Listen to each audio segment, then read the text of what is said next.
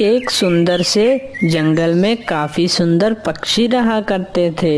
उसी जंगल में एक पेड़ पर एक घर बना हुआ था। उस घर में एक कौवा और एक कौवी रहा करते थे। बस कौवा और कौवी यही चाहते कि उनको बस घर बैठे खाना मिल जाए और उनको बाहर दाना ढूंढने ना जाना पड़े। अरे कौवी जी, आज घर में खाने के लिए दाना पड़ा है? नहीं कौवे जी, आज तो दाना नहीं है घर पर। आपको किसी से मांग कर लाना होगा। हाँ कौवी जी, आप बिल्कुल ठीक कह रही हो। हमें किसी से दाना मांग कर ही लाना होगा, क्योंकि हम तो दाना ढूंढ ही नहीं सकते। ठीक कहा कौवे जी, आज तो घर में एक भी दाना नहीं पड़ा है। लगता है बाहर जाके किसी से मांग कर लाना होगा। पर किससे दाना मांग कर लाऊं मैं? अरे कौवे जी, मैं क्या कहती हूँ, आप जाकर टूनी चिड़िया से दाना मांग कर लाइए। वो बहुत ही रहम दिल है, वो कभी भी दाना देने से मना नहीं करेगी। ठीक है कौवी जी, मैं टोनी चिड़िया के पास जाता हूँ और उससे दाना मांग कर लाता हूँ। फिर कौवा टोनी चिड़िया के पास जाने लगता है। कौवा टोनी चिड़िया के घोंसले में आ जाता है और टोनी चिड़िया से कहता है, और टोनी चिड़िया, क्या कर रही हो तुम? अरे कौवे, मैं तो कुछ भी नहीं कर रही। बताइए आप आज यहाँ कैसे आ गए? टोनी चिड़िया, मैं कोई खास काम से नहीं आया हूँ, बस तुम मुझे थोड़ा सा दाना दे दो।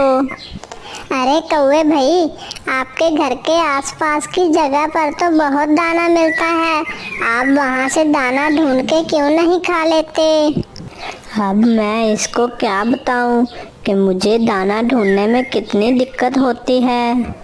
अरे टोनी चिड़िया, मैं तुम्हें क्या बताऊं, आजकल मेरी आंखों से मुझे साफ दिखाई नहीं देता, जिसकी वजह से मुझे दाना ढूंढने में बहुत ही दिक्कत होती है। मेरी आंखों से आजकल दिखाई नहीं दे रहा है, जिसकी वजह से मुझे दाना ढूंढने में बहुत दिक्कत होती है। फिर चिड़िया थोड़ा सा दाना कौवे को दे देती है और कौवा वो दाना लेकर अपने घर की तरफ चला जाता है। कौवा जब दाना लेकर अपने घर वापस आता है तो कौवी उसे कहती है, अरे वाह, चलो अच्छा है, आपको टोनी चिड़िया ने दाना दे दिया। मुझे यकीन था कि वो टोनी चिड़िया जरूर दाना दे देगी। हाँ हाँ कौवी जी, उस चिड़िया के सामने मैंने थोड़ा सा नाटक किया और उस चिड़िया ने मुझे ये दाना दे दिया। पर कौवे जी, ये दाना तो सिर्फ अभी के लिए है। ये दाना तो हम अभी ही खाकर खत्म कर देंगे। रात को हम क्या खाएंगे?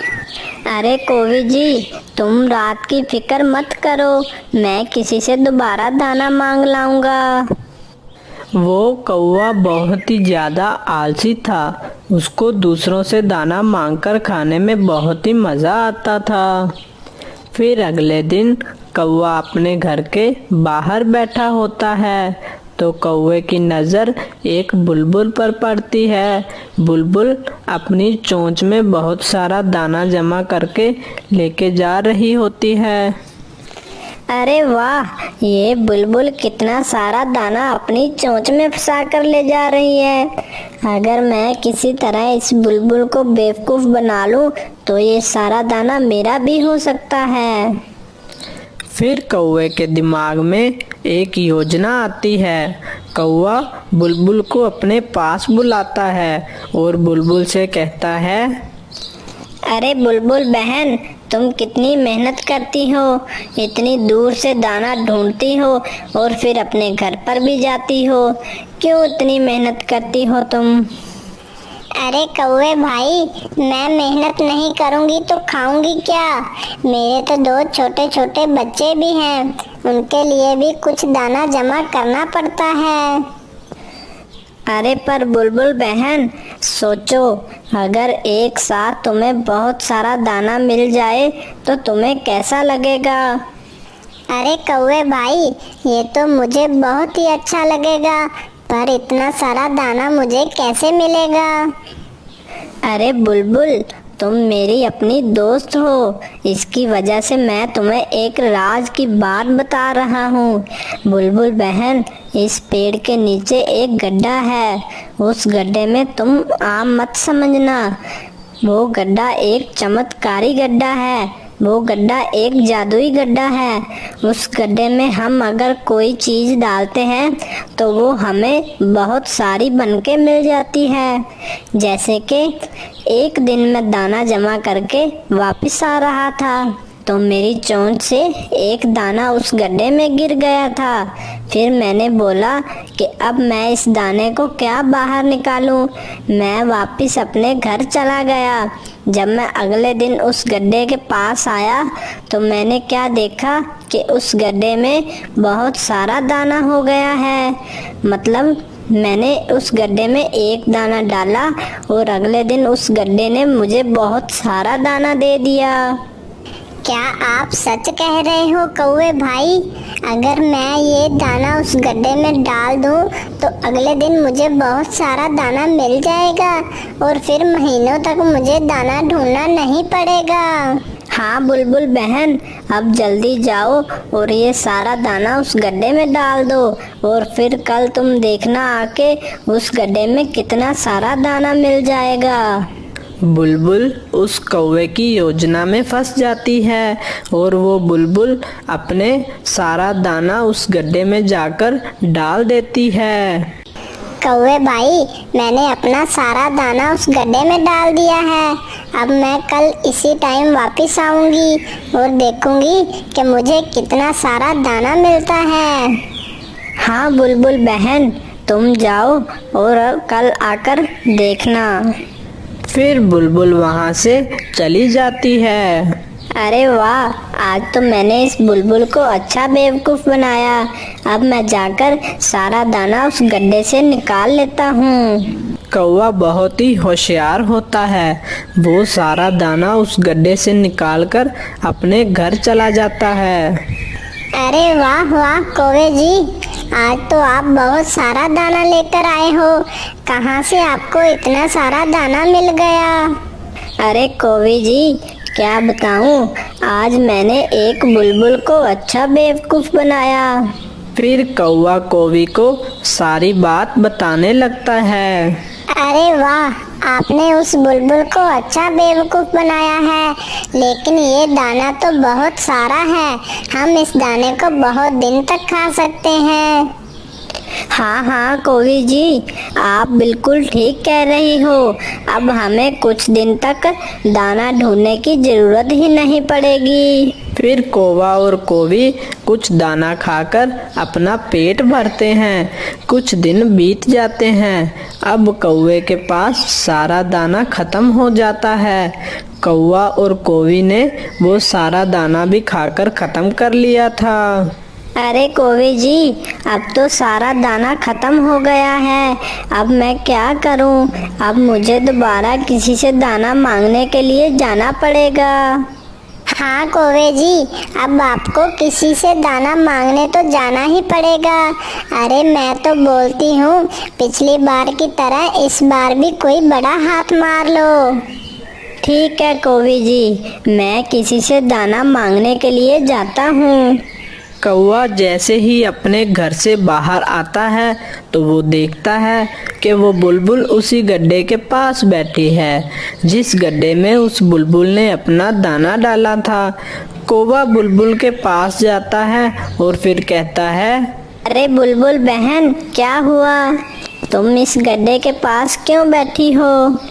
अरे कौवे भाई, आपके कहने पर मैंने इस गड्ढे में बहुत सारा दाना डाला था और आज 2 दिन हो गए हैं और इस गड्ढे में एक दाना भी नहीं मिला और जो दाना मैंने खुद से डाला था वो दाना भी गायब है यहाँ से। अरे बुलबुल बहन, लगता है इस गड्ढे का जादू खत्म हो गया है। और बुलबुल बहन, मैं क्या कहता हूँ, आप थोड़ा सा दाना जमा करके इस गड्ढे में लाकर दोबारा से डालो। क्या पता ये गड्ढा काम कर जाए। नहीं कौवे भैया, आपके कहने पर एक बार तो मैं बर्बाद हो चुकी हूँ। आपके कहने पर मैं दोबारा ये गलती नहीं करूँगी। फिर बुलबुल गुस्से में वहाँ से चली जाती है। चलो कौवे जी, तुम भी अपने काम पर चलो, किसी से जाकर दाना मांगो। फिर कौवा एक तोते के पास आता है। कौवा देखता है कि तोता एक मिर्ची खा रहा होता है। अरे तोते भाई, आप क्या ये मिर्ची खा रहे हो? अरे नहीं नहीं कौवे भाई, मैं ये मिर्ची नहीं बल्कि आलू खा रहा हूँ। आपको दिख तो रहा है ना कि मैं मिर्ची खा रहा हूँ, फिर भी पूछ रहे हो। अरे ये तोता तो बहुत ही बदतमीज है, मुझे इससे दाना नहीं मांगना चाहिए। फिर कौवा वहाँ से भी चला जाता है। फिर कौवा एक सुंदर पक्षी के पास आता है और उसको कहता है, अरे भाई, मैं बहुत भूखा हूँ, मेरी बीवी भी घर में बहुत भूखी है, मुझे बहुत भूख लग रही है, क्या तुम मुझे थोड़ा सा दाना दे सकते हो? अरे कौवे भाई, मेरे पास दाना होता तो मैं यहाँ क्यों होता? अरे क्या मतलब है तुम्हारा भाई? अरे मेरा मतलब ये है कि मुझे मेरी बीवी ने घर से बाहर निकाल दिया है। कहा है जब तक दाना ढूंढ के नहीं लाओगे तब तक घर में नहीं घुसना। अरे बाप रे बाप, ये कबूतर खुद ही बहुत परेशान है, ये मेरी मदद क्या करेगा? चलो यहाँ से चलते हैं। कौवा वहाँ से भी चला जाता है। फिर कौवा एक पेड़ पर बैठा हुआ होता है तो कौवे के दिमाग में एक योजना आती है। कौवा टोनी चिड़िया के पास आता है और अचानक बेहोश होने का नाटक करता है और पेड़ पर लेट जाता है। अरे बाप रे बाप, ये कौवे भाई को क्या हो गया?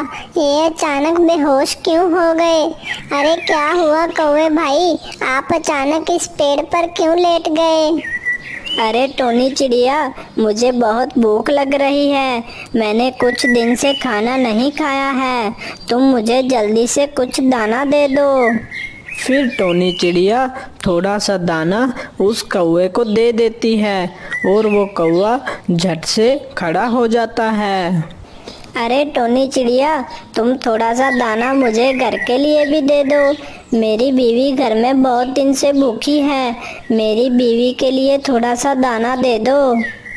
फिर टोनी चिड़िया उस कौवे को दाना दे देती है और फिर वो कौवा दाना लेकर अपने घर आ जाता है। रोज की तरह वो कौवा और कौवी उस दाने को खाकर अपना पेट भरते हैं। अगले दिन दोबारा कौवा यही हरकत करता है। वो टोनी चिड़िया के पास जाता है और बेहोश होने का नाटक करता है। फिर टोनी चिड़िया फिर से कौवे को थोड़ा सा दाना दे देती है और वो कौवा अपने घर पर आ जाता है। लेकिन टोनी चिड़िया को अब कुछ कुछ समझ आने लगा था। टोनी चिड़िया ने एक योजना बनाई। उसने सोचा कि अब वो कौवे को एक भी दाना नहीं देगी। फिर वो अगले दिन जब कौवा टोनी चिड़िया के सामने बेहोश होने का नाटक करता है तो टोनी चिड़िया उससे कहती है, अरे कौवे भैया, आज मेरे पास आपको देने के लिए कोई भी दाना नहीं है, मैं तो आज खुद ही भूखी हूँ।